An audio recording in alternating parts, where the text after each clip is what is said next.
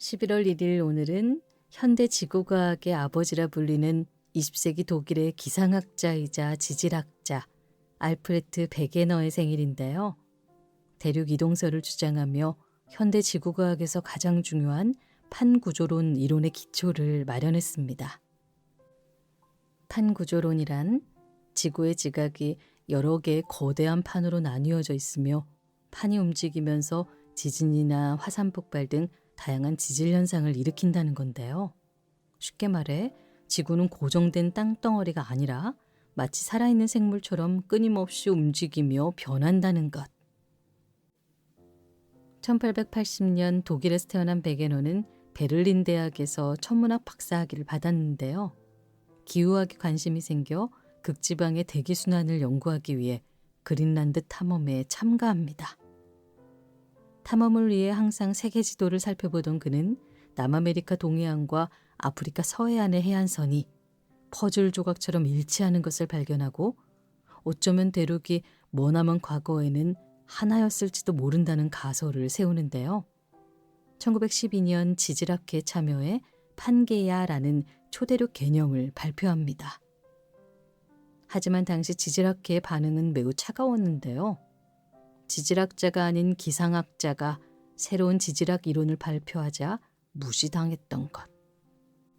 기상 관측이나 할 것이지 전공 분야도 아닌 녀석이 어디서 지질학에 대해 함부로 떠들고 있어? 베게너는 포기하지 않고 계속 연구하여 대륙과 해양의 기원을 출간하고 대륙이 이동했다는 근거를 제시합니다. 서로 다른 대륙의 해안선들이 퍼즐처럼 일치합니다.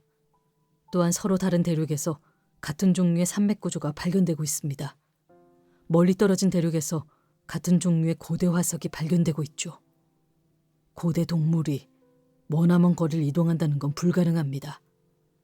무엇보다 온난화 지역에서 빙하 퇴적물이 발견되고 추운 극지방에서는 석탄층이 발견되는 등 현재 기후와 맞지 않는 흔적들이 발견된다는 건 대륙이 오랜 세월 움직여 다른 기후대로 이동했다고 볼 수 있습니다.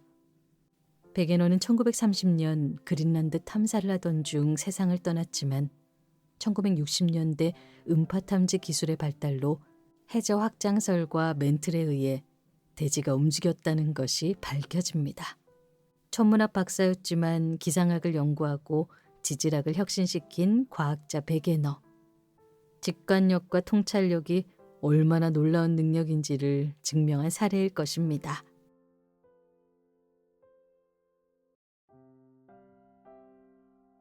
인간과 새가 전쟁을 치른 적이 있다는 사실을 아시나요? 1932년 호주에서 실제로 일어난 사건인데요. 11월 2일 오늘은 인간과 새가 전쟁을 치룬 에뮤 전쟁이 발생한 날입니다. 에뮤는 호주에만 서식하는 새인데요.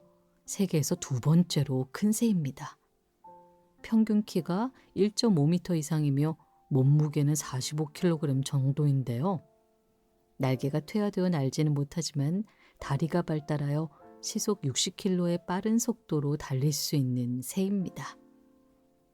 1차 세계대전이 끝난 후 호주 정부는 전쟁에 참전한 군인들을 위한 보상으로 호주 남서부 땅을 지급했는데요. 문제는 2만 마리의 에뮤들이 여름을 지내기 위해 남서부 땅을 찾아왔습니다.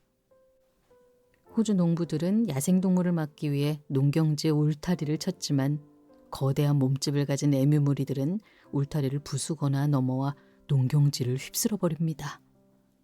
농부들은 수만 마리의 거대한 에뮤 무리를 막을 방법이 없자 결국 군대 파병을 요청하는데요. 국방부 장관은 군인들의 사격 훈련도 시킬 겸 기관총과 탄약 수만 발을 지참한 군인들을 투입시킵니다. 기관총으로 무장한 군인들은 에뮤를 얕잡아 봤는데요. 덩치 큰 새들이 수만 마리 있다 해서 기관총 앞에서 어쩌겠어. 하지만 현장에 도착하자 문제가 심각하다는 것을 깨닫는데요. 에뮤에게 기관총을 쏘자마자 시속 60km의 속도로 달아나 버리니 에뮤들이 총에 맞지 않았다는 것. 충격적인 건 가끔 에뮤의 몸통에 총알을 맞춰도 빽빽하게 둘러진 삼중 깃털과 커다란 덩치 때문에 쉽게 죽지도 않았다는 사실. 군인들은 작전을 바꾸는데요. 총소리로 달아나는 에뮤들을 잡기 위해 트럭에 기관총을 설치해서 추적합니다. 하지만 트럭이 출발하자마자 어떤 용감한 에뮤 한 마리가 트럭으로 돌격해서 트럭이 부서져 버립니다. 이후 상황은 더 심각해지는데요. 에뮤 군단이 소규모로 갈라져 게릴라전을 펼칩니다. 군인들이 나타나면 도망가서 다른 농장을 털어버리니 결국 군인들이 포기하고 철수해버렸다는 사실. 에뮤 전장에서 승리한 에뮤들은 지금까지도 호주 남서부 자연에서 위풍당당하게 살아가고 있으며 이제는 캥거루와 함께 호주를 대표하는 국가의 상징이 되었다는 사실.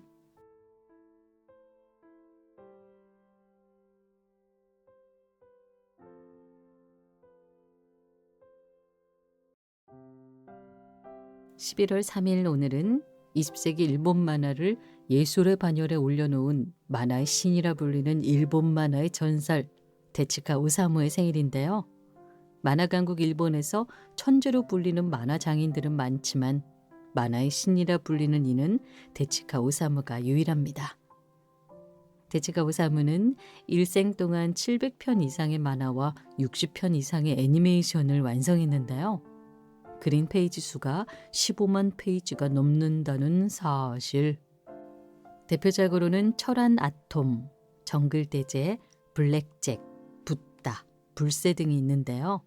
단순히 다작만 한 것이 아니라 소년 만화, 학습 만화, 순정 만화, SF와 추리, 의학 드라마 등 수많은 만화 장르를 개척했습니다. 1928년 일본에서 태어난 데치카 오사무는 어릴 때부터 찰리 채플린의 영화와 디즈니 만화를 보며 자랐는데요. 어머니가 만화를 좋아해 어린 데치카에게 만화책을 사주고 종종 구연 동화를 들려줬다고 합니다. 데치카는 나중에 만화가로 성공하고 나서 유년 시절에 회고록을 출간했는데요. 책 제목은 어머니는 나에게 하고 싶은 일을 하라고 하셨다.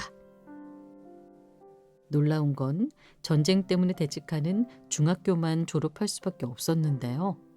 불행 중 다행으로 당시 전쟁으로 부족한 군의관을 채우기 위해 고등학교 과정을 생략하고 전문 의대에 입학할 수 있었습니다. 데치카는 의대를 졸업하고 의학 박사 학위까지 땄지만 의대에서 배운 의학 지식은 만화 블랙잭을 창작하는 데 썼다는 사실. 블랙잭은 가면을 쓴 천재 외과 의사의 활약을 그린 의료 만화입니다. 만화는 국제적인 언어이며 모든 경계와 세대를 넘나들 수 있습니다. 만화는 모든 문화를 연결하는 다리입니다. 만화는 본래 감성의 영역이기에 리얼리즘에 가두면 꿈이나 낭만이 사라집니다. 이런 점에서 만화가와 어린이는 통하는 면이 있죠. 만화가 유치하다는 이유로 부모나 교사가 짓밟는 것은 어른들의 파시즘입니다. 쓸모없는 것, 멀리 돌아가는 것, 예정된 길에서 벗어나 잠시 딴짓하는 것을 용납해 줄 수 있는 사회가 필요합니다. 지나친 합리주의와 생산주의, 성과주의는 결국 그 사회를 피폐하게 만들어버릴 거예요. 그런 사회에서는 때묻지 않은 감성과 독창성을 가진 어린이들이 자랄 수 없을 테니까요.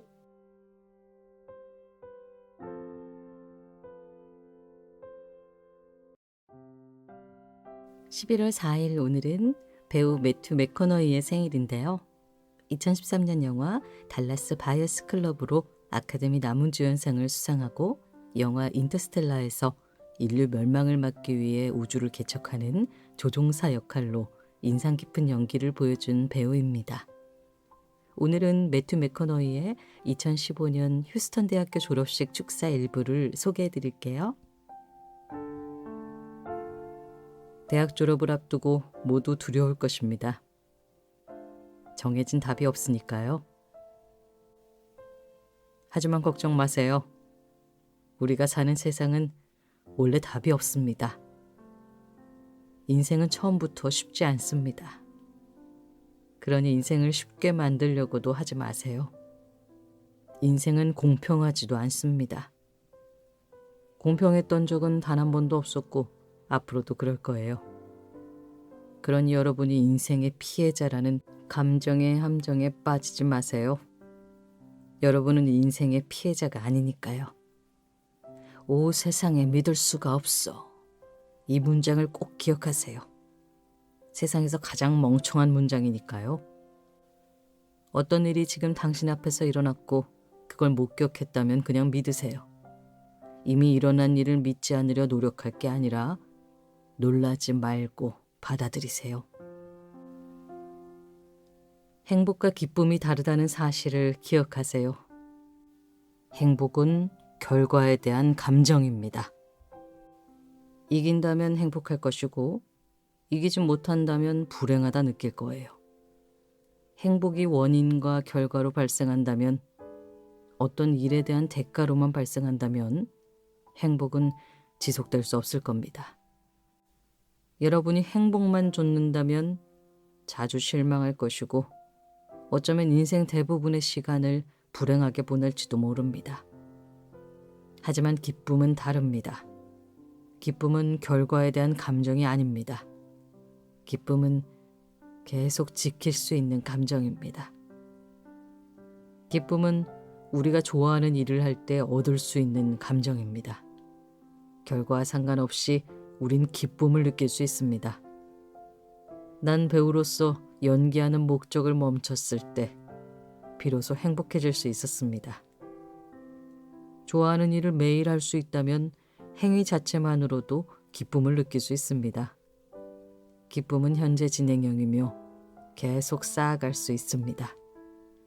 하고 싶은 일을 하는 것만으로도 우린 충분히 기쁠 테니까요.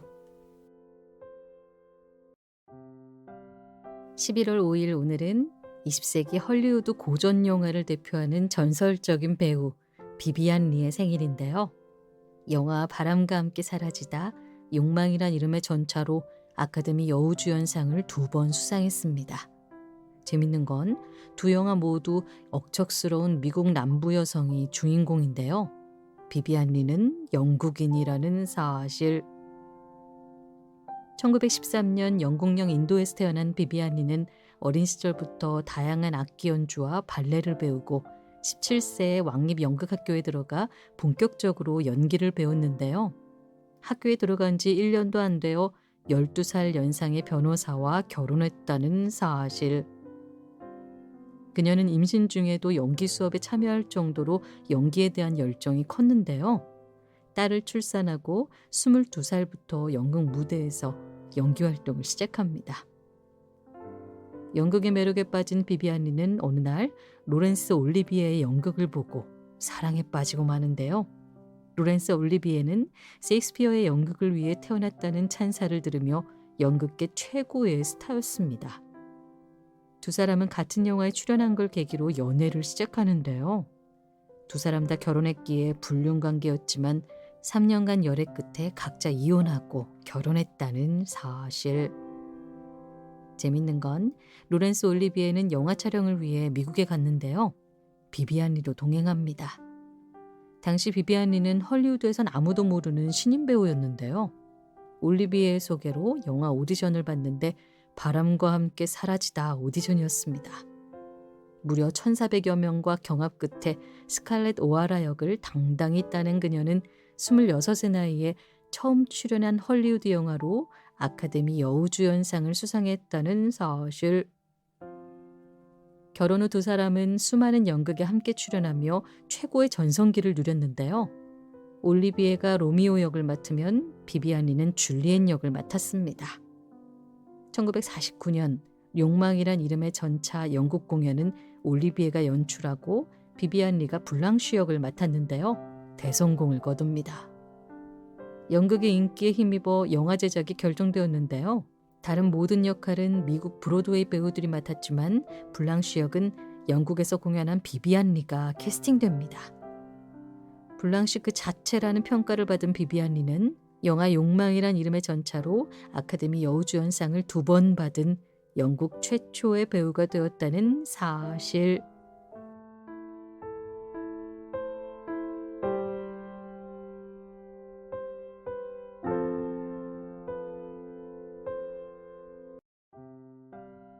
EGOT, 이가트라고 들어보셨나요? 미국에서 가장 권위 있는 대중문화예술상인 에미상, 그래미상, 오스카상, 토니상, 알파벳 첫 글자를 따서 만든 합성어인데요. 쉽게 말해 미국의 모든 대중문화예술상을 석권한 그랜드슬램을 뜻하는 단어입니다. 이가트를 달성하려면 TV 드라마와 예능, 레코드 음반, 연극과 뮤지컬, 영화 등 모든 분야에서 인정받아야 하기 때문에 역사상 이가트를 달성한 이는 18명이 전부란 사실. 11월 6일 오늘은 20세기 미국의 코미디언이자 연극 연출가, 영화 감독인 마이크 니콜스의 생일인데요. 미국 대중문화예술의 그랜드슬램, 이가트를 달성했습니다. 대표작으로는 33억 원의 제작비로 1,500억 원 이상의 흥행을 거두고 아카데미 감독상까지 수상한 영화 졸업, 60년대 최고의 영화로 평가받습니다. 당시 신인이었던 더스틴 호프만을 전 세계에 알린 작품인데요. 더스틴 호프만의 첫 영화 주연작이란 사실. 마이크 니콜스는 코미디언으로 시작해 연극 연출가로 성공을 거둔 뒤 영화 감독으로 자리 잡았는데요. 대학에서는 철학과를 다니며 의학을 공부했습니다. 대학 연극반에서 연기를 시작하고 코미디 연극 그룹에 들어가 코미디 연기를 집중적으로 연구한 후 혼성 듀오 니콜스 앤 메이라는 팀으로 코미디언 활동을 시작합니다. 니콜스 앤 메이는 미국 코미디를 혁신했다는 평가를 받는데요. 정치와 심리 등 민감한 주제를 상황 연기로 풀어내 폭발적인 성공을 거둡니다. 코미디 실황을 녹음한 앨범은 빌보드 차트에 랭크되고 그해 그래미상을 수상했다는 사실. 니콜스는 1963년부터 브로드웨이 연극 연출가로 활동하는데요. 웃음을 연구한 코미디언답게 닐 사이먼의 희극, 공원에서 맨발로를 연출하여 대성공을 거둡니다. 놀라운 건 니콜스는 첫 연극 연출 입봉작으로 토니상 7개 부분 후보에 오르고 연출상을 수상했는데요. 연극의 주연 배우가 로버트 레드포드라는 사실. 니콜스는 이후에도 무려 9번이나 토니상 연출상을 수상하며 토니상의 전설로 기록됩니다. 니콜스는 코미디언 활동과 연극 연출가 출신답게 배우들의 연기를 가장 잘 끌어내는 영화 감독으로 평가받는데요. 엘리자베스 테일러, 알파치노, 더스틴 호프만, 메릴 스트립, 멜라니 그리피스, 엠마 톰슨, 나탈리 포트만, 와우! 모두 니콜스의 작품에 출연해 연기상을 수상했다는 사실. 유리 천장을 깨다 라는 말이 있죠. 능력과 자격이 충분해도 성별, 인종, 장애 등의 이유로 차별받는 것을 극복할 때 쓰는 문장인데요. 인류 역사상 과학계의 유리 천장을 깬 대표적인 인물이 있습니다. 불멸의 과학자 마리 퀴리. 11월 7일 오늘은 인류 역사상 가장 위대한 과학자 중 한 명이며 과학계의 유리천장을 깬 여성 과학자 마리 퀴리의 생일인데요. 여성 최초로 노벨상을 수상했으며 노벨 물리학상과 노벨 화학상, 서로 다른 분야에서 노벨상을 2번 수상한 유일한 인물입니다. 1867년 폴란드에서 태어난 마리는 당시 폴란드는 러시아의 지배를 받았기에 폴란드어와 역사를 공부하는 것이 금지였는데요. 특히 여성은 가정 수업 외에 다른 교육을 받을 수 없었으며 대학 진학도 불가능했습니다. 다행히 결혼한 언니의 남편이 프랑스 파리에서 의사로 일했는데요. 파리에 있는 언니 집에 머물며 대학을 다닐 수 있었습니다. 24세 늦은 나이로 대학에 입학한 그녀는 수학과 물리학을 복수 전공했는데요. 졸업생 중 최고 성적으로 학위를 취득했습니다. 그녀는 대학 졸업 후 물리학자 피에르 퀴리와 결혼했는데요. 남편의 성을 따라 마리 퀴리로 불린다는 사실. 처음에 마리는 남편의 실험실에서 연구를 도와주는 역할이었는데요.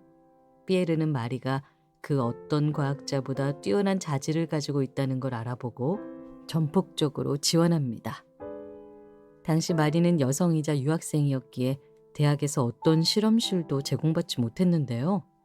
피에르는 자신의 실험실을 같이 쓰자고 제안했습니다. 두 사람은 함께 연구한 끝에 방사능 현상을 발견하고 1903년 남편과 공동으로 노벨 물리학상을 수상합니다. 안타까운 건 노벨상 수상 후 3년 만에 남편이 음주마차에 치여 세상을 떠나는데요. 마리는 남편의 수업을 대신 맡아 강의하며 소르본 대학 최초의 여성 교수가 되었습니다. 마리 퀴리는 수많은 광물을 분해한 끝에 새로운 원소인 폴로늄과 라듐을 발견하는데요. 노벨 화학상을 수상합니다. 마리 퀴리의 방사능 연구는 20세기 핵물리학 시대를 여는 데 결정적인 기여를 하였으며 라듐에서 나오는 X선을 이용 방사선 치료법을 개발하여 수많은 생명을 살렸다는 사실.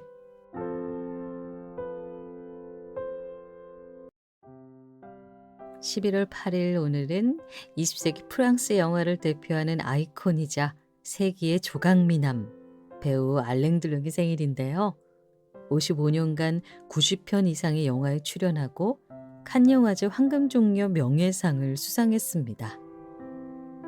알랭 드롱은 같은 시기에 활동했던 프랑스를 대표하는 배우 장풀 벨몽도와 라이벌이자 친구 관계였는데요. 벨몽도는 항상 거리의 건달 캐릭터를 연기했다면 알랭 드롱은 우아한 귀족 캐릭터를 연기했는데 실제 인생은 정반대라는 사실. 벨몽도는 부유한 가정에서 귀족처럼 자랐고 알랭 드롱은 가난한 가정에서 거칠게 자랐습니다. 영화는 영화일 뿐 보여지는 이미지와 실제 인생은 완전히 다르다는 사실.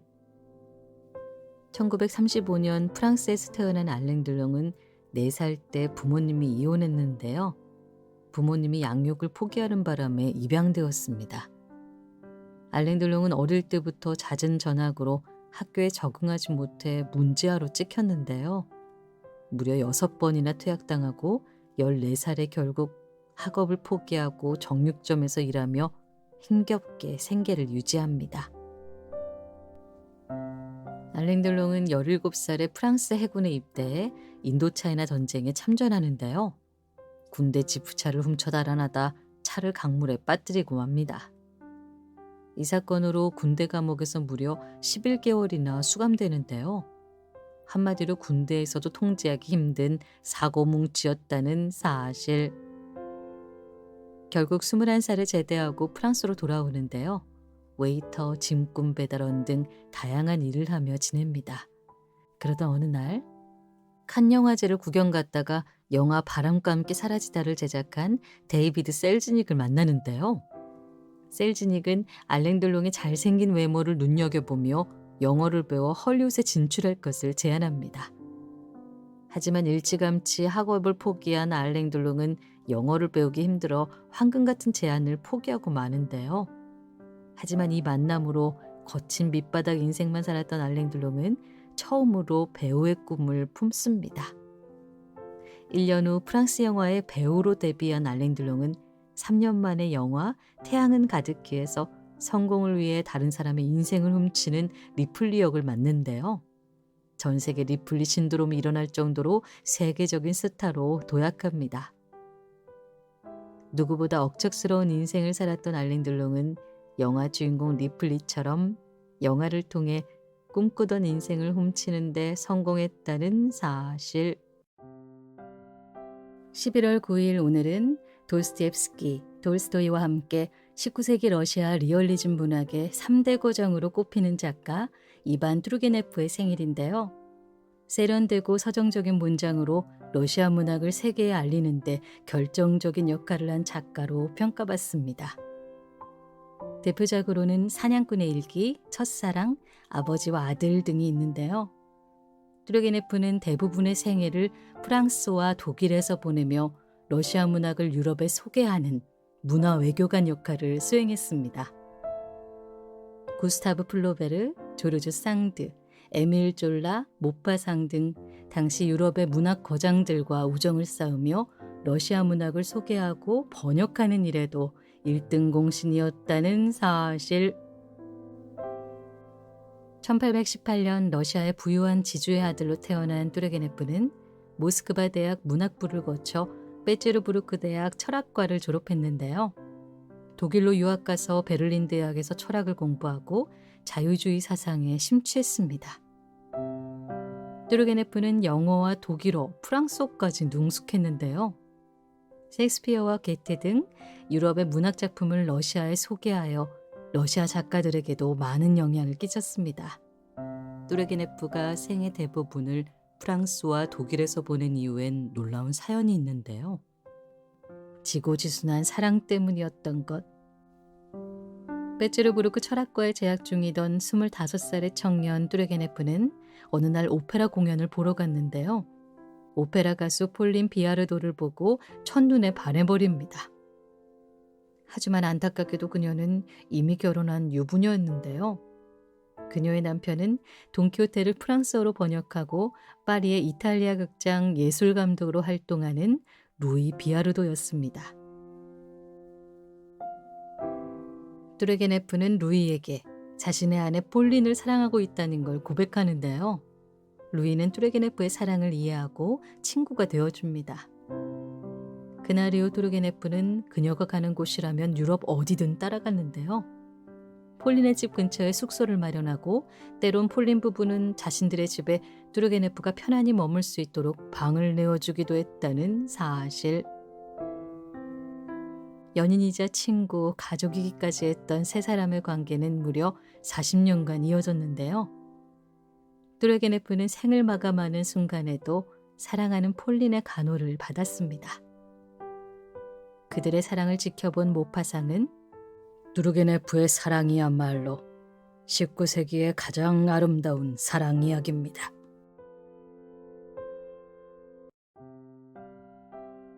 (11월 12일) 오늘은 인류 역사에서 가장 중요한 사건 중 하나인 종교개혁을 주도한 마틴 루터의 생일인데요. 카톨릭 신부이자 신학자이며 라틴어로 쓰여진 성경을 최초로 독일어로 번역하여 성직자가 아닌 사람들도 성경을 직접 읽을 수 있도록 하였습니다. 루터가 성경을 번역한 데는 종교개혁의 핵심 개념인 오직 성경 때문인데요. 오직 성경의 뜻은 신앙의 유일하면서도 최종적인 권위는 오직 성경에만 있으며 교회의 전통과 교양의 명령이 성경보다 우위에 있을 수 없다는 주장입니다. 교회의 전통은 인간이 만든 것이기에 오류가 있을 수 있으며 교황도 인간이기에 죄를 지을 수 있지만 오직 하나님의 말씀을 기록한 성경은 오류가 없다는 뜻. 루터 이전의 모든 성경은 라틴어로만 기록되어 있었는데요. 라틴어를 배운 성직자들이 아니면 성경을 읽을 수도 없었고 성경을 해석할 권한도 없었다는 사실. 따라서 루터는 라틴어 성경을 독일어로 번역하여 누구나 성경을 읽고서 하나님께 나아갈 수 있다고 주장하는데요. 이를 실천하기 위해 새로운 운동을 시작합니다. 놀랍게도 학교 설립 운동. 라틴어 성경을 독일어로 번역해도 시민들이 글자를 읽지 못해 성경을 한 페이지도 읽을 수가 없다면 오직 성경 운동은 실천할 수가 없는데요. 따라서 모든 사람들이 글자를 읽을 수 있도록 학교를 설립하는 것은 종교개혁의 가장 중요한 일이 되어버렸다는 사실. 모든 독일 도시의 시장 및 시의원들에게 기독교 학교 설립을 요청합니다. 교육은 더 이상 교회의 영역이 아니며 정부와 지역사회가 책임지고 학교를 설립해서 운영해야 합니다. 놀라운 건 루터의 주장이 받아들여지는데요. 독일의 여러 도시들은 초등학교를 설립하고 의무교육을 시작합니다. 그 결과 유럽의 다른 어떤 국가보다 훨씬 빠르게 문맹률이 감소하는데요. 이는 근대 이후 독일이 여러 학문 분야에서 빠르게 성장하는 원동력이 됩니다. 오직 성경을 읽게 하려는 루터의 순수한 신앙심이 인류의 문명을 바꾸어 놓았다는 사실.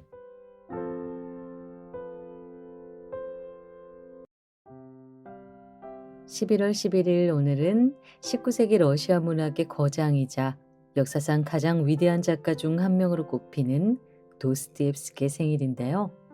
대표작으로는 죄와 벌, 백치, 악령, 까라마조프의 형제들이 있습니다.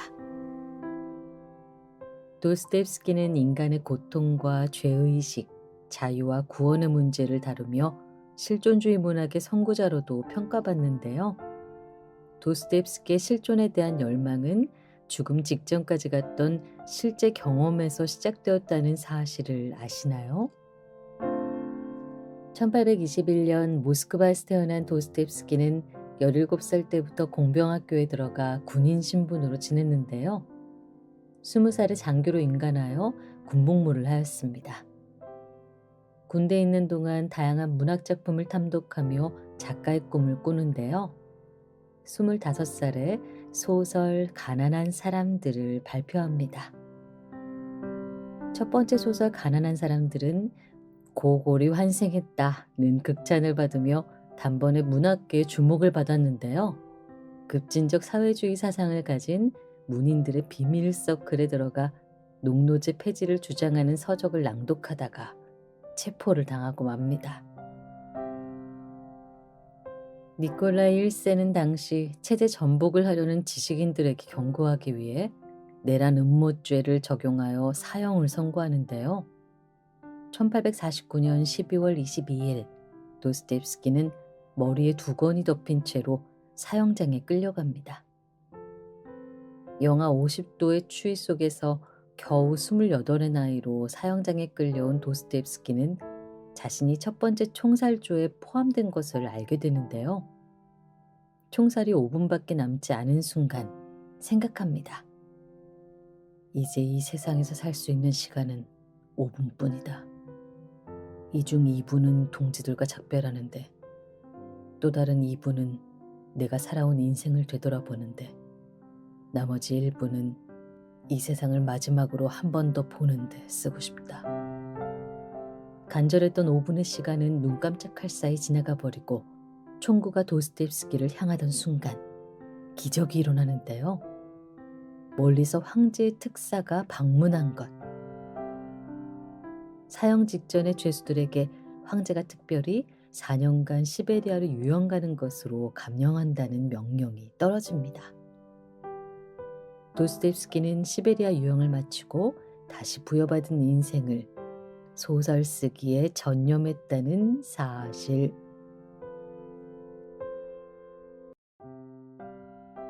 (11월 12일) 오늘은 인류 역사상 가장 넓은 영토를 정복한 징기스칸의 생일인데요. 본명은 태무진입니다. 징기스칸은 몽골어로 강력한 군주, 우주의 지배자, 위대한 칸을 뜻하는 존호인데요. 몽골 제국을 창건하며 몽골 부족 연합에게 받은 공식 칭호입니다. 징기스칸은 13세기 몽골 부족을 통합하고 몽골 제국을 건국한 후 아시아에서 유럽까지 광대한 영토를 정복했는데요. 무려 3,300만 제곱킬로미터의 육지를 정복했으며 이는 지구 육지 면적의 5분의 1에 해당합니다. 재밌는 건 흔히 세계를 정복한 거대한 제국을 논할 때 가장 먼저 언급되는 곳은 로마 제국인데요. 로마 제국의 영토는 500만 제곱킬로미터. 로마 제국의 뒤를 이은 오스만 제국도 520만 제곱킬로미터인데요. 징기스칸의 정복한 제국은 3,300만 제곱킬로미터니까 로마 제국보다 무려 6배나 더 넓은 영토를 정복했다는 사실. 징기스칸은 1162년 여러 부족 국가의 연합이었던 몽골 족장의 아들로 태어났는데요. 아버지가 타타르족에게 독살당하는 바람에 어린 시절부터 부족에게 버려지는 비참한 삶을 살았습니다. 드넓은 초원에서 부족에게 버려진다는 것은 사실상 생존을 위한 의식주가 단절된다는 것을 뜻하는데요. 생존을 위한 투쟁이 얼마나 잔혹했는지를 보여주는 사건이 있습니다. 사냥감을 두고 다투다가 이복형을 살해한 것. 고된 환경 속의 잔혹한 생존 투쟁은 징기스칸에게 강철 같은 의지와 분노를 키웠는데요. 훗날 몽골 부족을 통일하는 원동력이 됩니다. 어려서부터 부족에게 버림받은 칭기스칸은 새로운 원칙을 세우는데요. 혈연 관계를 믿지 않는 것. 혈연 관계를 떠나 오직 능력 중심으로 동료들을 모으며 몽골 제국을 빠르게 성장시켜 강력한 제국을 세울 수 있었습니다. 역사상 가장 넓은 영토를 정복한 몽골 제국은 162년이라는 짧은 역사만 누리고 사라지는데요. 징기스칸이 죽고 나서 4명의 후계자들이 권력을 다투며 4개의 국가로 분열된 것. 아이러니하게도 역사상 가장 거대한 제국을 망하게 한 건 결국 혈연 관계였다는 사실.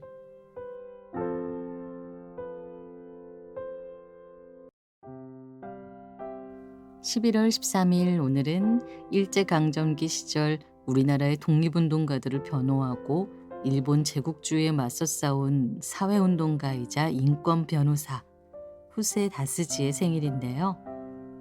2004년 일본인 최초로 대한민국 건국 훈장을 받았습니다. 다스지는 살아야 한다면 민중과 함께, 죽는다면 민중을 위해서 라는 신념으로 일제강점기 내내 독립운동가와 노동자들을 변호했는데요. 일본 제국주의의 탄압 속에서 여러 차례 투옥되고 변호사 자격을 박탈당했지만 끝까지 신념을 지켰습니다. 1880년 일본의 가난한 농가에서 태어난 다스지는 아버지가 메이지 시대부터 일본의 민주주의 운동을 하던 사회운동가였는데요. 아버지의 영향으로 어릴 때부터 다양한 인문학 책들을 읽었습니다. 특히 묵자의 겸해 사상에 감명받았는데요. 겸해란 혈연과 지위, 국가를 초월해 모든 사람을 평등하게 사랑하자는 실천 윤리입니다. 대학에서 철학과 법학을 공부한 후 검사로 활동합니다. 다스지는 검사 시절 형편이 어려워 자식과 동반 자살을 시도한 어머니가 자수한 사건을 맡았는데요. 동반 자살하게 만드는 사회 구조는 바뀌지 않고 어머니를 살인미수로 기소해야 하는 현실에 회의를 느껴 검사직을 사임하고 변호사가 됩니다. 변호사 개업 후 일본 내 농민, 노동자, 노예 등 사회적 약자를 위한 인권 변호에 앞장서는데요. 1919년 제1조선 유학생들이 선포한 28 독립선언 참여자들의 변호를 맡으며 독립운동가들의 사건을 전담하기 시작합니다. 1920년대 일본 항공에 폭탄을 던진 김지섭 지사의 변호를 맡았으며 천황과 암살을 기획했던 독립운동가 박열과 가네코 후미코의 변호를 맡았으며 박열을 옹호하는 글을 기고하기도 했는데요. 영화 박열에 등장하는 변호사가 바로 후세 다스지란 사실. 특히 일본이 동양척식 주식회사를 세워 토지조사를 명분으로 농민들의 토지를 강탈할 때 나주 지역 농민들을 위해 510만 평 규모의 토지 반환 소송을 제기하기도 했습니다.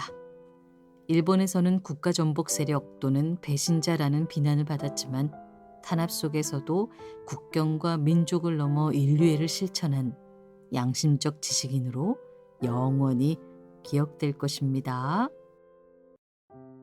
메카시즘이라고 들어보셨나요? 1950년대 미국 상원의원 조지프 메카시는 사회에 영향력을 끼치는 수많은 이들에게 아무런 근거 없이 공산주의자 혐의를 씌워 정치적 마녀사냥을 했는데요. 미국 민주주의의 가장 어두운 사건 중 하나입니다. 11월 14일 오늘은 조지프 메카시의 생일인데요. 메카시즘이 일어난 과정을 살펴보겠습니다.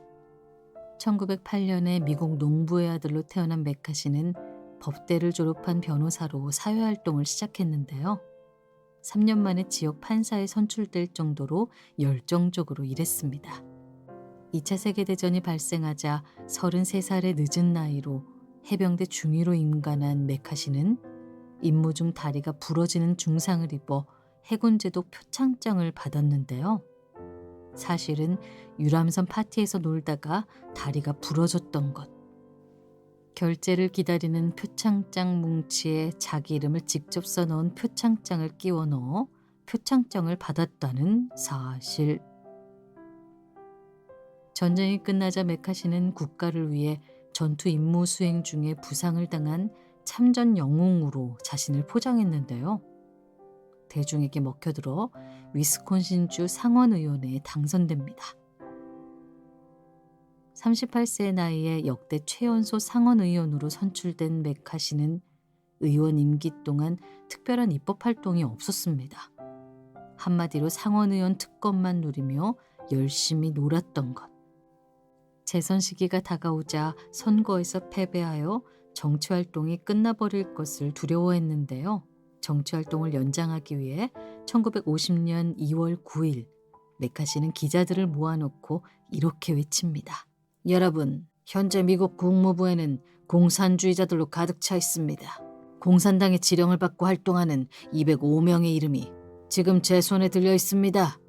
놀라운 건 메카시의 손에는 누구의 명단도 없었는데요.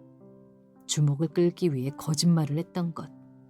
하지만 당시 미국은 소련과의 냉전 체제로 공산주의에 대한 공포가 절정에 이르러 공산주의자를 색출하기 위한 광기서린 마녀 사냥이 시작됩니다.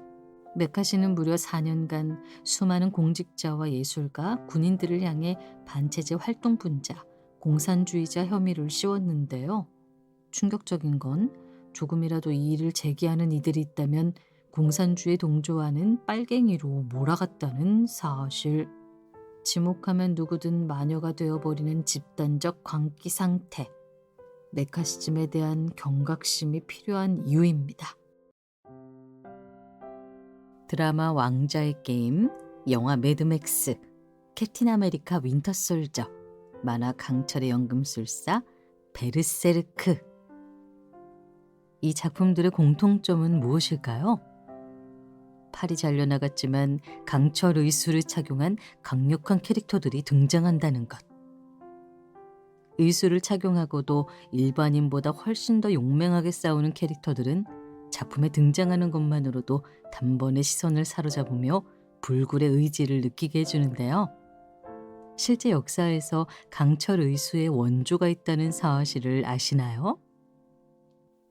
무쇠손 괴츠폰 베를리인겐. 11월 15일 오늘은 16세기 독일의 기사이자 용병인 괴츠폰 베를리힌겐의 생일인데요. 기사 집안에서 태어난 괴츠는 어릴 때부터 무술을 익히며 전장을 찾아다니는 전투광이었다고 합니다.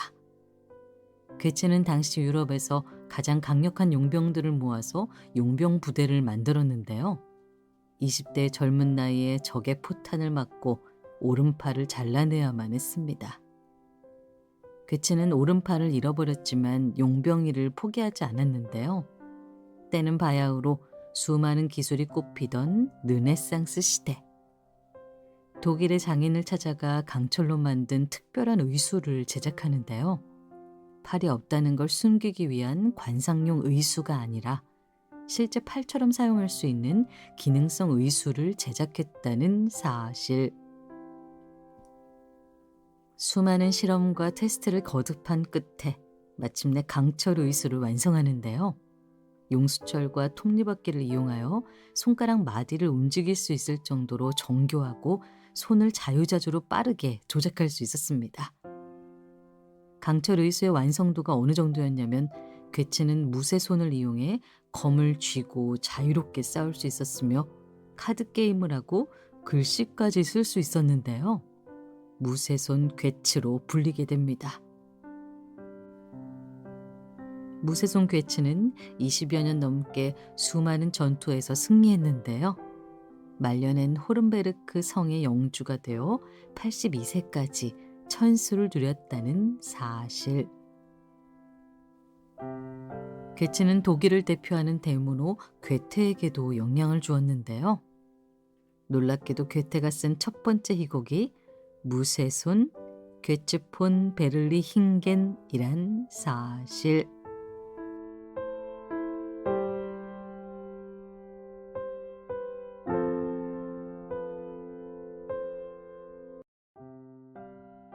11월 16일 오늘은 20세기 비디오 게임의 아버지, 게임의 역사를 만든 게임 기획자 미야모토 시게루의 생일인데요.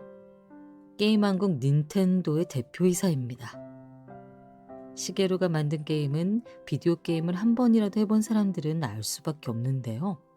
동키콩, 마리오 브라더스, 슈퍼마리오, 젤다의 전설 등 100여 개가 넘는 닌텐도 게임을 개발했다는 사실. 하지만 게임의 전설로 불리는 미야모토 시게루의 시작은 평범보다 훨씬 못한 아웃사이더였다는 사실을 아시나요? 1952년 일본 교토에서 태어난 시게루는 공부보다는 야외에서 뛰어놀기를 좋아하는 평범한 아이였는데요. 근성이 부족해 어디서도 주목받지 못했습니다. 중학교 때는 농구부에 들어갔다가 상급생과 다투는 바람에 농구를 그만두고 학교 만화 동아리에 들어갔다가 다른 아이들보다 그림 실력이 부족해서 만화 동아리도 그만둡니다. 고등학생 때는 뮤지션의 꿈을 안고 밴드부에 들어갔지만 기타 실력이 부족하다는 생각에 기타도 그만둡니다. 한마디로 하는 것마다 부족하다 싶으면 포기해버리는 지극히 평범한 어중이 떠중이였다는 사실. 대학에서는 산업 디자인을 전공하는데요. 장난감 디자이너가 되기 위해 당시 장난감 회사였던 닌텐도에 입사원서를 제출합니다. 재밌는 건 당시 닌텐도는 미국에 진출한 아케이드 게임이 폭삭 망하는 바람에 신입사원을 뽑지 않았는데요. 아버지의 인맥 덕분에 그의 유일한 신입사원으로 취직합니다. 저 녀석 내 친구 아들이야. 묻지도 따지지도 말고 그냥 입사시켜. 회사에서는 낙하산으로 들어온 신입사원을 당연히 좋게 볼 리 없었는데요. 신입, 창고에 쌓여있는 게임 기판으로 다른 게임 만들어 와. 당시 닌텐도 창고에는 미국에 팔지 못한 실패한 게임기들이 수북히 쌓여 있었는데요. 신입사원 시게루는 게임을 만들어 본 적 없으니 신입을 골탕 먹이기 딱 좋은 미션이었습니다. 시게루는 원래 우주선이 등장하는 슈팅 게임을 자기 맘대로 뜯어 고치는데요. 여자친구를 구하기 위해 모험을 하는 이야기가 있는 게임으로 바꿔버립니다. 게임 이름은 동키콩, 캐릭터 이름은 마리오. 네, 슈퍼마리오. 닌텐도의 운명을 바꾼 게임 역사상 가장 유명한 캐릭터 슈퍼마리오는 지극히 평범한 아웃사이더, 낙하산 신입사원 시게루에 의해 탄생했다는 사실.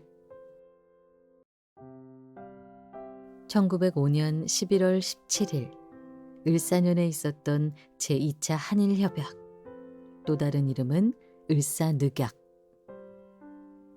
일제는 러일 전쟁 중 대한제국을 보호국으로 만든다는 목적으로 이토 히로부미를 파견하는데요. 조약 내용에 대해 반대 여론이 거세게 일자 군대를 동원해 궁궐을 포위하고 고종을 비롯한 정부 대신들을 협박하여 조약 체결을 강요하였습니다. 조약 내용은 제1조 일본은 대한제국의 외교 업무를 감독하고 지휘한다. 제2조 대한제국은 일본의 중개 없이 다른 국가와 조약을 체결할 수 없다. 사실상 외교권을 박탈한다는 뜻. 협정이란 이름으로 강제한 을사늑약. 을사늑약이 체결된 장소는 고종이 거주하는 경운궁, 지금의 덕수궁에서 진행했는데요. 황제의 거처에서 조약을 체결함으로써 정통성과 권위를 확보하려고 치밀하게 계획한 것이었습니다. 이토 히로부미는 11월 9일 서울에 도착했는데요.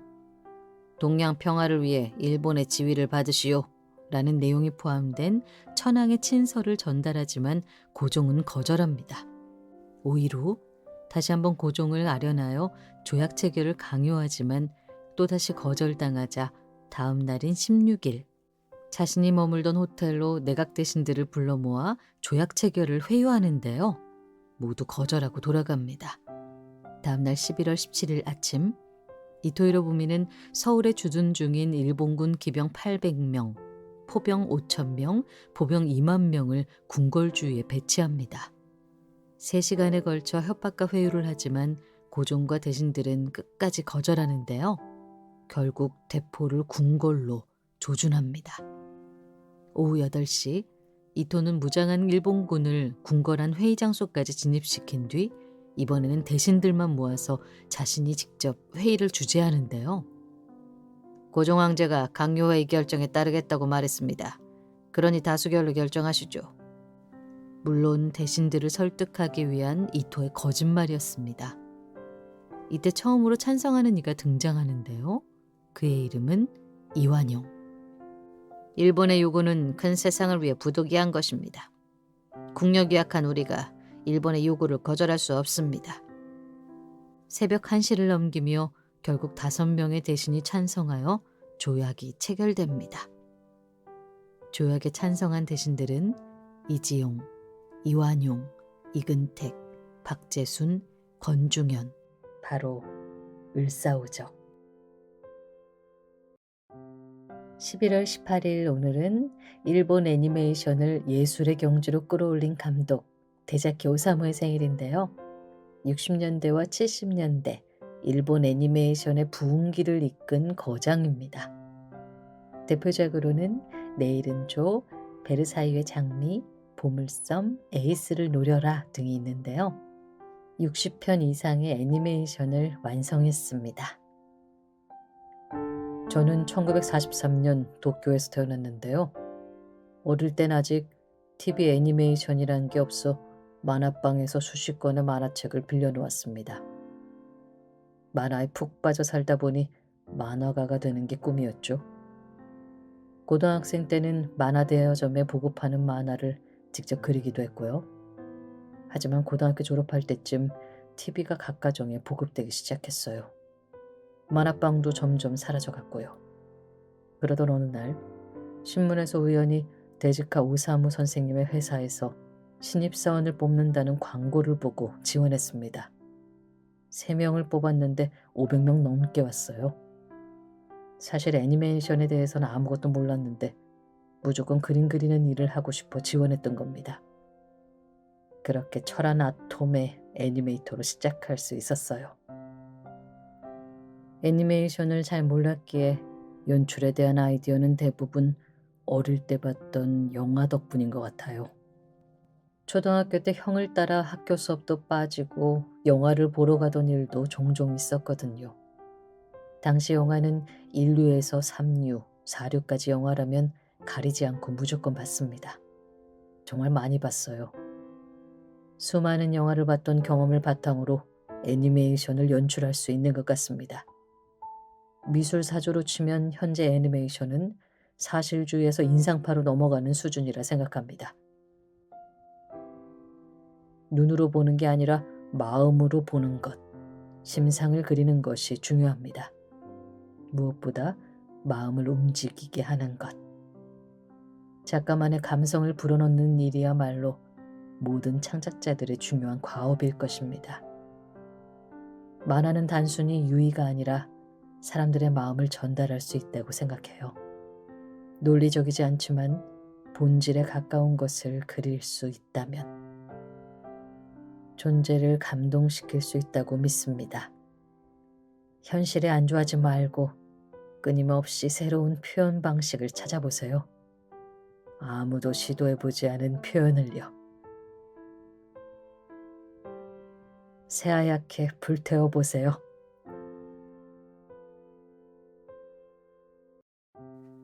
(11월 19일) 오늘은 인도의 최초의 여성 총리 인디라 간디의 생일인데요.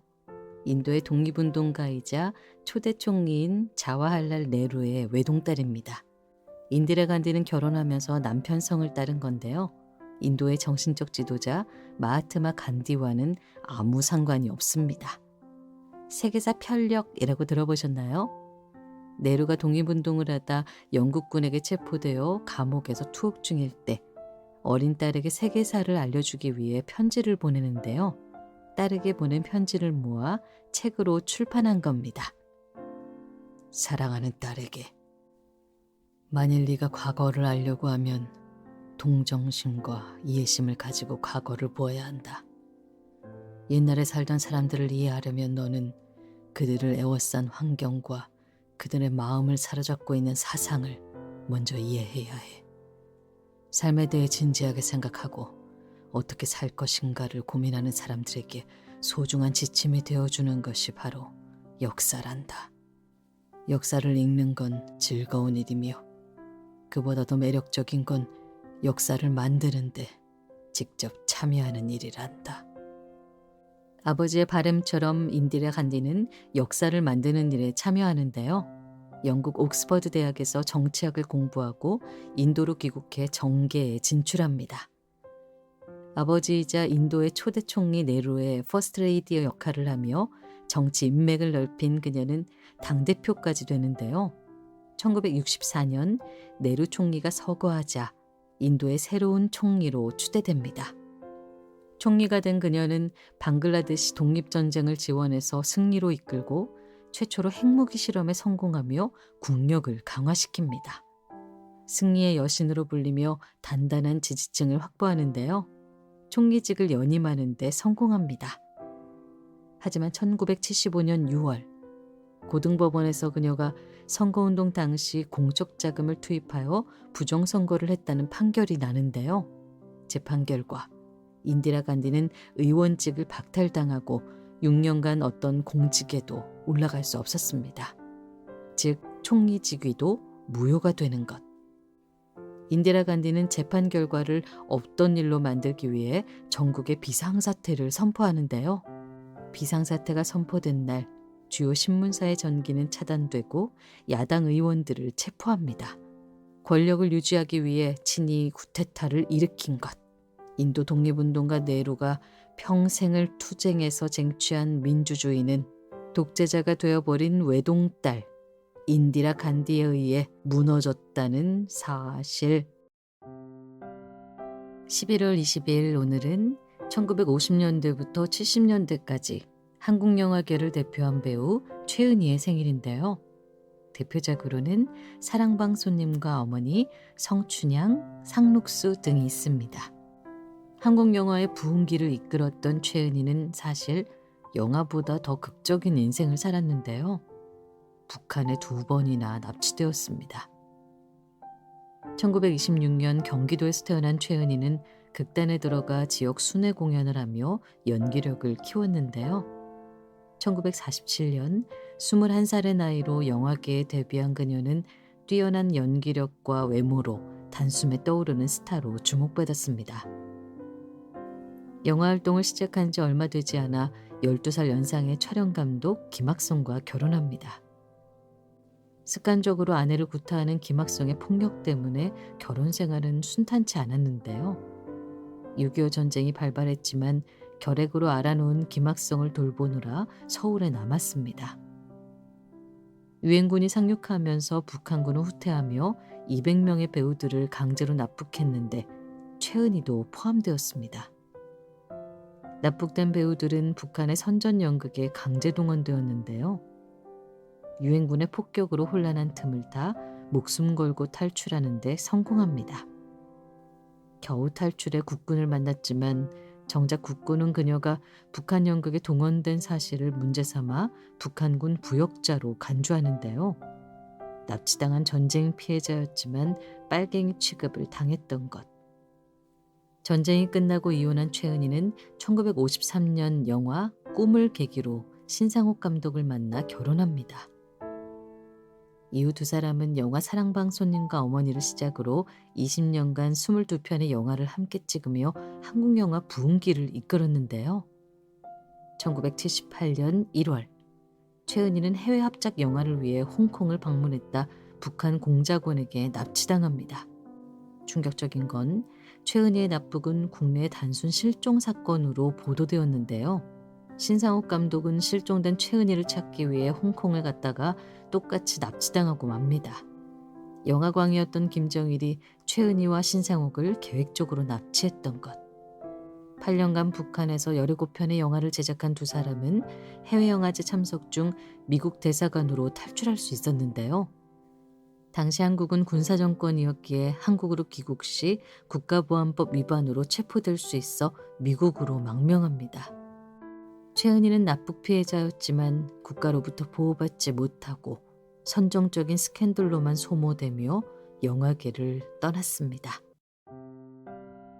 11월 21일 오늘은 아이슬란드 출신의 싱어송라이터이자 프로듀서, 배우인 비옥의 생일인데요.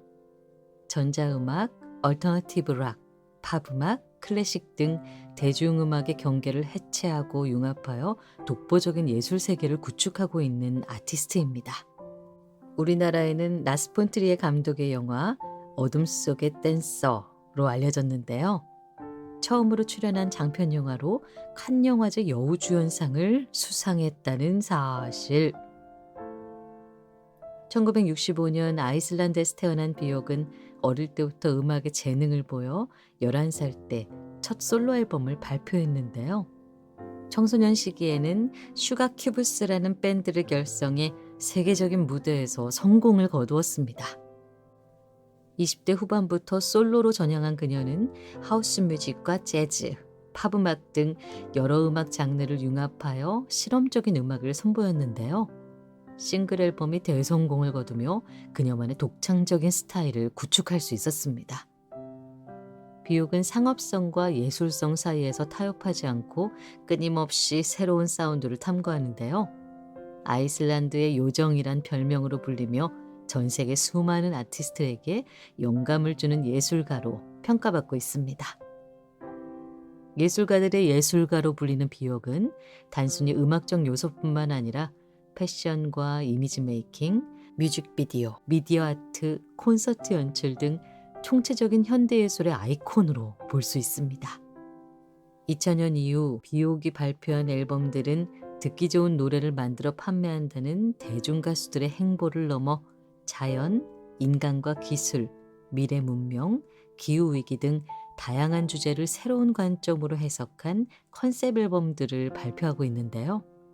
음악 앨범을 넘어 개념예술 작품으로 승화시켰다는 평가를 받았습니다. 최근 2024년 다큐멘터리 콘서트 영화 코르누코비아를 제작하고 출연했는데요. 2019년부터 2023년까지 전 세계를 순회한 콘서트를 바탕으로 제작했습니다. 74분 분량의 단축 버전이 애플 TV에 출시되어 있으니 비옥의 예술 세계가 궁금하신 분들은 감상해 보실 것을 추천드립니다. 비옥은 새로운 앨범을 발매할 때마다 예술성 완성도가 높은 뮤직비디오를 발표하는 것으로도 유명한데요.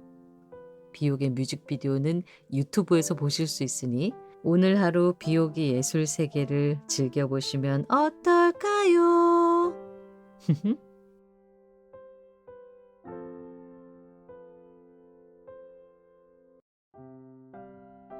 사람들은 누군가를 판단할 때 의식적이든 무의식적이든 분류를 하려는 경향이 있는데요. 예를 들면 이런 식입니다. 40대 미국인, SF 소설가, 남성. 하지만 살다 보면 이런 분류가 무의미하다는 것을 깨닫는데요.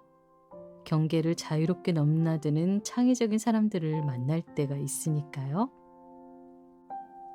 11월 22일 오늘은 미국에서 태어나 성장했지만 영국 국적을 획득하여 영국인이 된, 정치학을 전공했지만 만화를 좋아해 애니메이터가 된, 애니메이터로 활동하면서 코미디언이 된, 코미디언 활동을 하다가 영화 감독이 된, 코미디 영화 전문 감독이 될 줄 알았지만 SF와 컬트를 넘나드는 독보적인 영화 감독이 된 사람.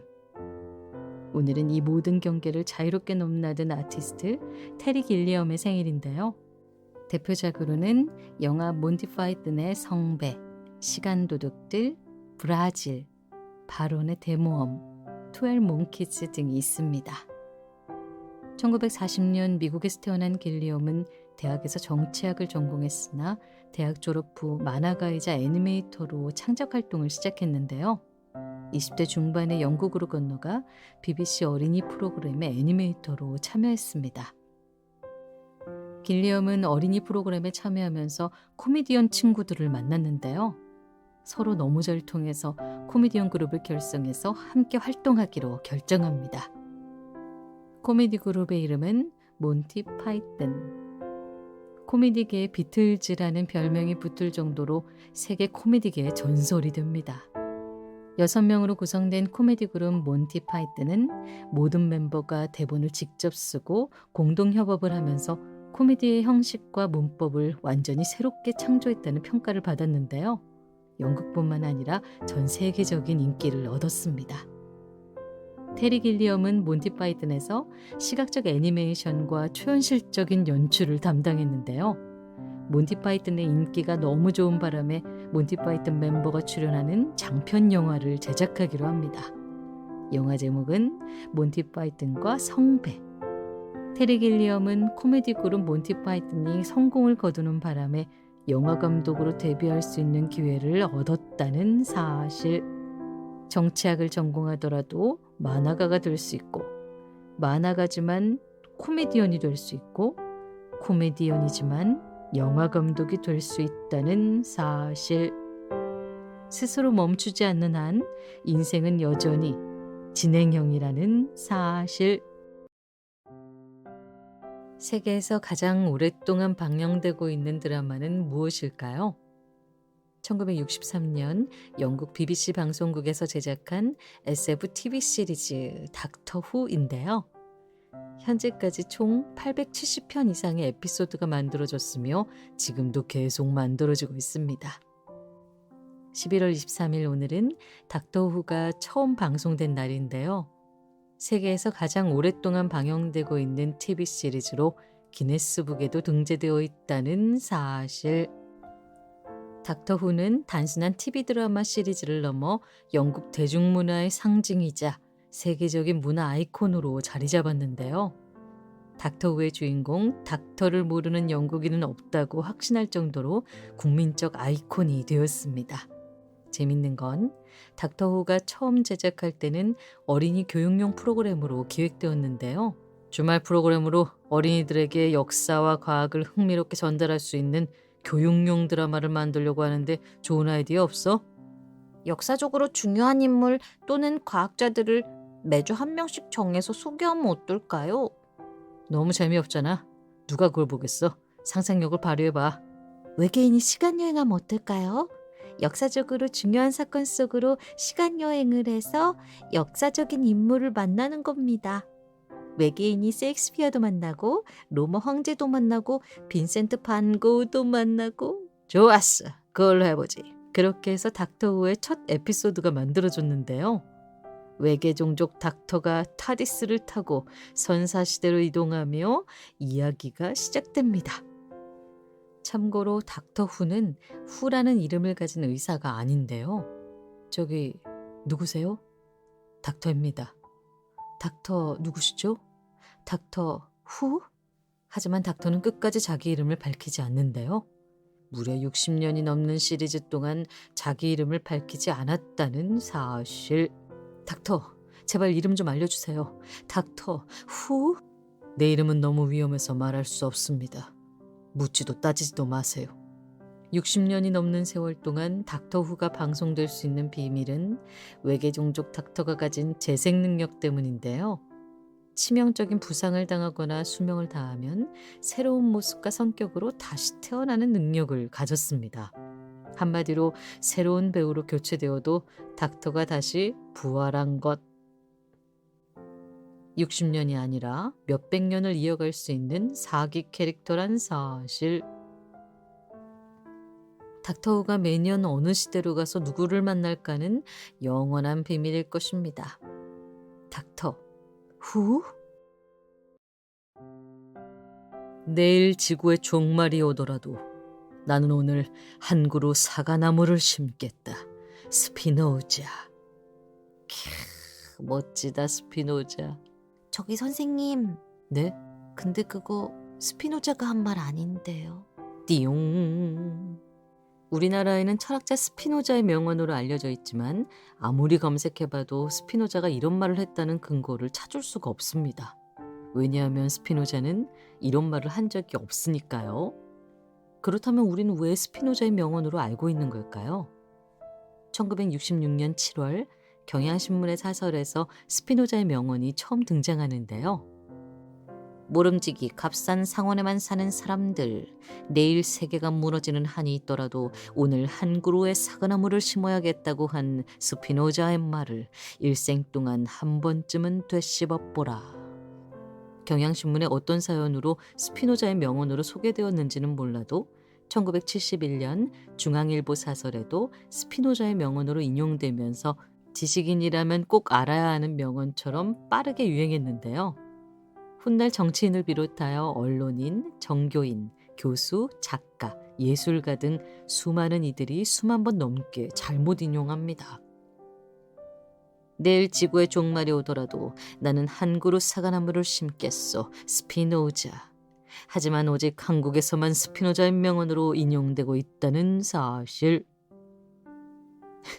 그렇다면 사과나무 한 그루의 명언의 진짜 출처는 누구일까요? 16세기 종교개혁의 선구자 마틴 루터가 남긴 말인데요. 마틴 루터가 살았던 생가 루터하우스 마당의 비석에 똑같은 문장이 새겨져 있습니다.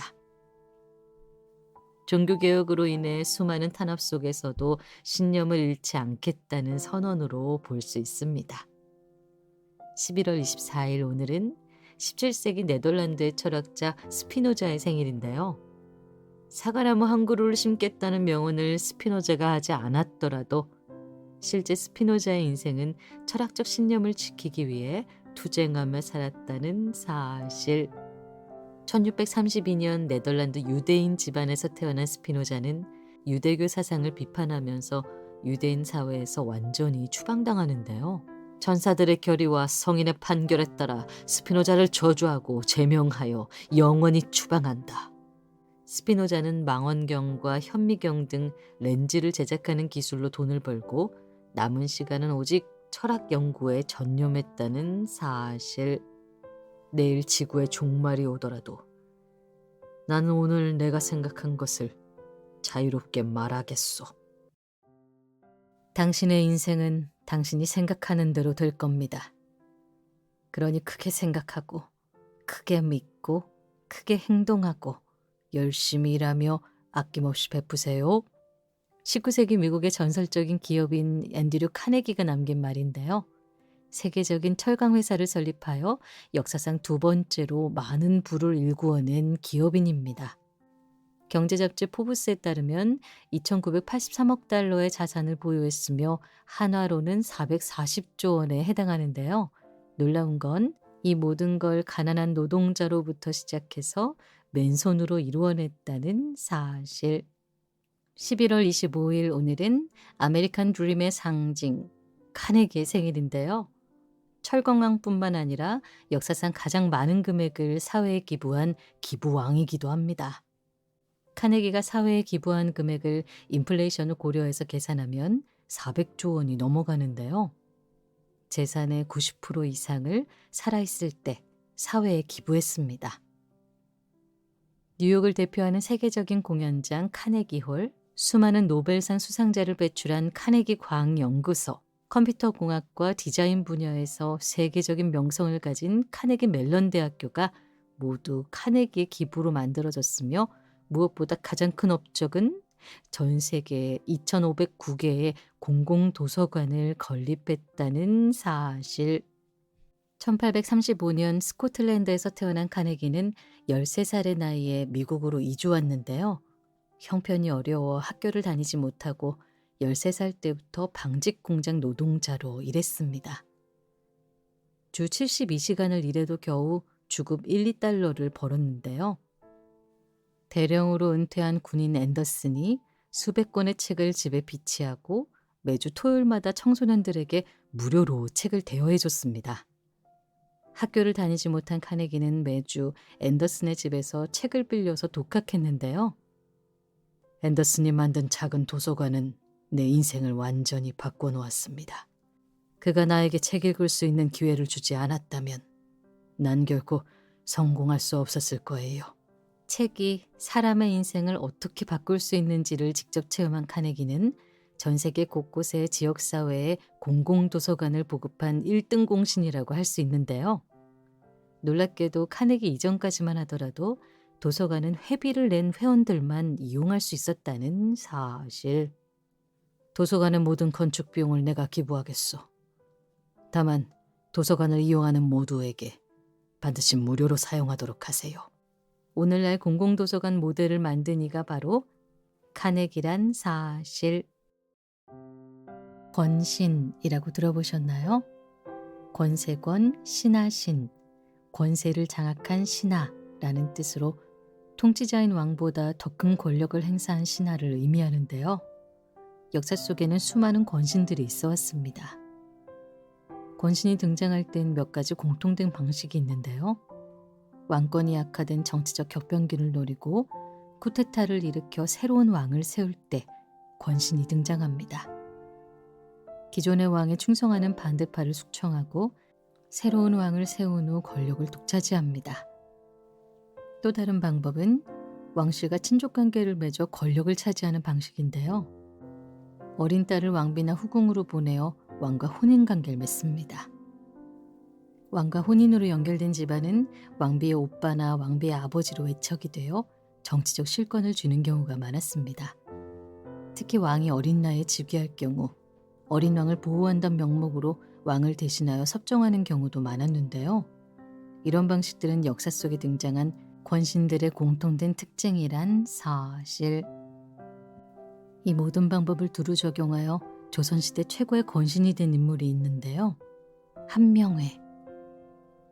11월 25일 오늘은 조선 전기를 대표하는 권신 한명회의 생일인데요. 수양대군의 책사로 개유정난을 주도하여 수양대군을 왕으로 즉위시키는 데 기여했습니다. 소위 킹메이커 역할을 수행한 한명회는 병권을 장악하는 병조판서와 인사권을 결정하는 영의정까지 지내며 조선시대 최고의 권력으로 군림합니다. 놀라운 건 한명회는 4명의 딸이 있었는데요. 무려 2명의 딸을 연이어 왕비로 만들었다는 사실.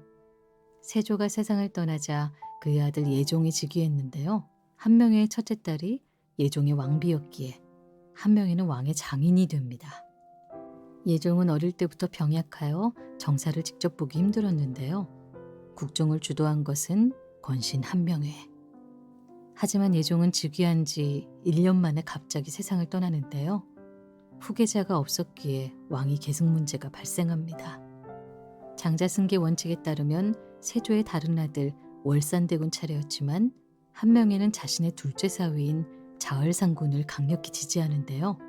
한명회는 이미 권력을 장악한 권신이었기에 결국 자을상군이 성종으로 즉위하게 되었단 사실. 재밌는 건 한명회의 흔적은 오늘날에도 이어지고 있는데요. 한명회의 호가 압구정입니다. 강남 압구정동은 권신 한명회가 여생을 보낸 정자 이름을 따서 지었단 사실. 여보세요? 엘비의 아메리칸 드림이에요. 절망이에요. 8월달에 실어주세요. 절망에서 나왔어요. 모레면 다 돼요. 200매예요. 특종이죠. 머릿속에 특종이란 자가 보여요. 여편네하고 싸우고 나왔죠. 순수하죠. 엘비 말이에요. 살롱 드라마죠. 반도호텔이나 조선호텔에서 공연을 하게 돼요. 절망의 여운이에요. 미애결이죠. 좋아요. 만족입니다. 신문회관 3층에서 하는 게 낫다고요? 아니에요. 거긴 냉방장치가 없어요. 장소는 200명가량 수용될지 모르지만요. 절망의 연료가 모자란다고요. 그래요. 반도호텔 같은 데라야 미국 놈들한테서 입장료를 받을 수 있죠. 여편네하고는 헤어져도 되지만 아이들이 불쌍해서요. 미애결이에요. 코리안 드림이라고요? 놀리지 마세요. 아이놈은 자고 있어요. 구원이죠. 나를 방해 안 하니까요.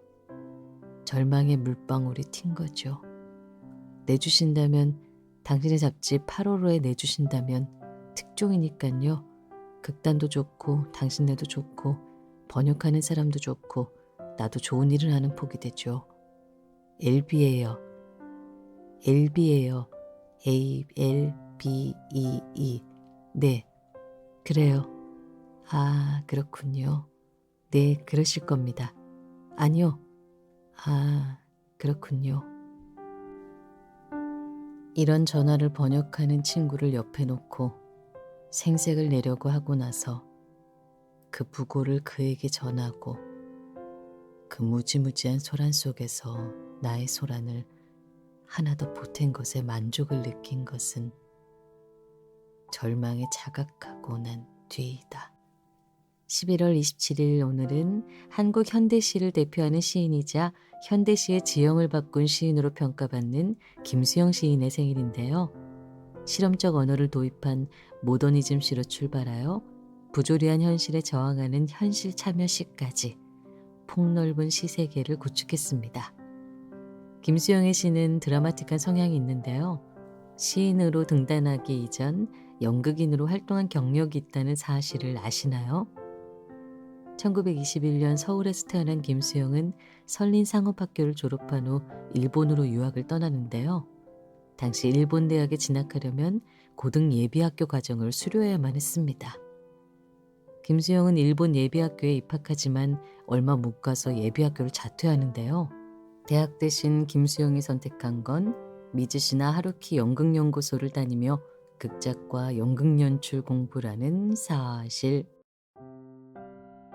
일본 특촬물이라고 들어보셨나요? 특수 촬영물의 준말인데요. 특수효과를 활용한 영화나 드라마 장르를 뜻합니다.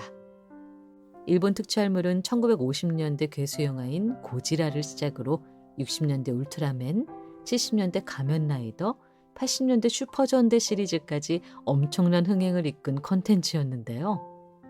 그동안 제작된 작품 편수가 인기를 증명합니다. 울트라맨 시리즈는 1000편 이상, 가면라이더 시리즈는 1500편 이상, 슈퍼전대 시리즈는 무려 2000편 이상 제작되었는데요. 일본 특촬물은 21세기인 지금도 여전히 만들어지고 있다는 사실. 특촬물은 세계로 수출되어 미국에는 파워레인저, 한국에는 벡터맨, 케이캅 등 새로운 특촬물 시리즈가 만들어지고 있는데요. 어릴 때 여름방학마다 극장을 점령했던 심형래의 우레메 시리즈도 일본 특촬물에서 영향을 받은 컨텐츠라 볼 수 있습니다. 이처럼 세계적인 센세이션을 일으킨 특촬물의 각본가가 3대째 한 집안에서 이어지고 있다는 사실을 아시나요? 11월 28일 오늘은 특촬물의 장인, 각본가 이노우에 토시키의 생일인데요. 그의 아버지 이가미 마사루 역시 가면라이더의 각본가로 활동했습니다. 토시키의 딸 이노우에 아키코도 슈퍼전대 50주년 기념작의 각본가로 참여하면서 무려 3대에 걸쳐 특촬물 각본가 집안이 탄생했다는 사실. 재밌는 건 특촬물이 탄생한 배경에는 열악한 창작 환경이 한몫했는데요. 1950년대 일본은 헐리우드처럼 값비싼 특수효과 장비와 기술을 갖추지 못했고 충분한 제작비를 마련하기도 어려웠습니다. 일본은 열악한 창작 환경을 극복하기 위해 미니어처 세트와 슈트를 입은 배우, 와이어 액션 등 아날로그 특수 촬영 기법을 개발했던 것. 저예산의 한계를 극복하기 위해 시도한 특촬물은 처음엔 수준 낮은 저예산 영화처럼 보였지만 꾸준히 제작되면서 특촬물만의 고유한 기술과 미학을 구축했는데요. 어린이를 위한 대표적인 SF 콘텐츠로 자리 잡으면서 세계적인 인기를 얻었습니다. 놀라운 건 일본 특촬물은 헐리우드를 대표하는 감독에게도 영향을 주었는데요. 스티븐 스필버그는 어릴 때 고질라와 같은 일본 괴수 영화를 보며 자랐다고 여러 차례 언급했으며 훗날 조스와 주라기 공원을 만들 때 특촬물의 노하우를 참고했다고 밝혔단 사실. 어쩌면 꾸준히 시도하는 것이야말로 최고의 창작 노하우일지도.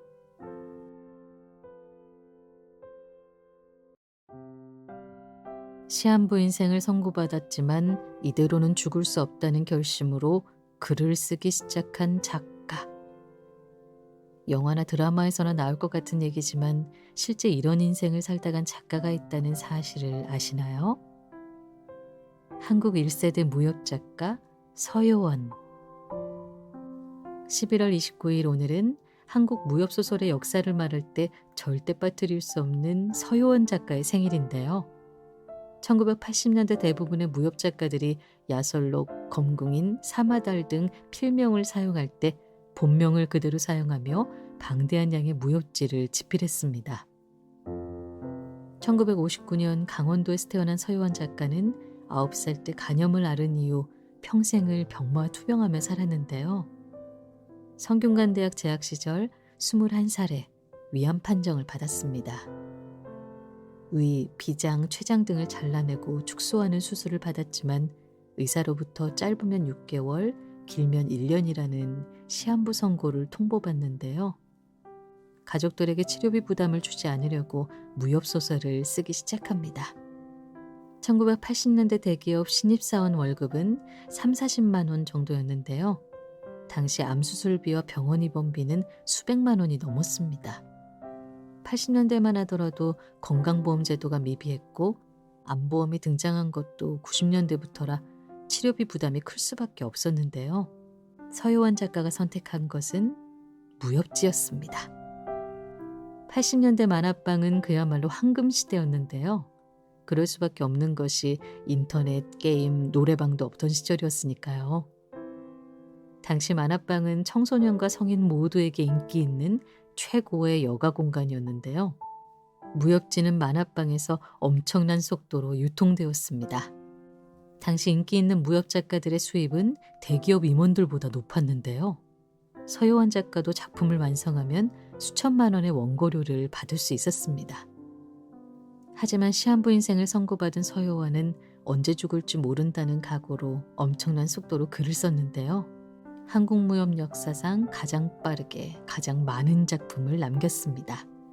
33세의 나이로 세상을 떠날 때까지 128편의 무협지를 완성했으며 권수로는 1000여 권을 썼습니다. 그러니까 한 달에 6권씩 매년 평균 83권을 썼다는 건데요. 병세 악화로 병원에서 산소호흡기를 의존하던 상태에서도 고통을 참아가며 원고를 썼습니다. 나는 죽어서도 새가 되지 못한다. 그 화려한 상승은 너무도 사치스러운 것.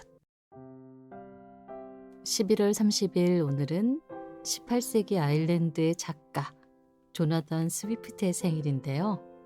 대표작을 들으면 깜짝 놀라실 겁니다. 걸리버 여행기.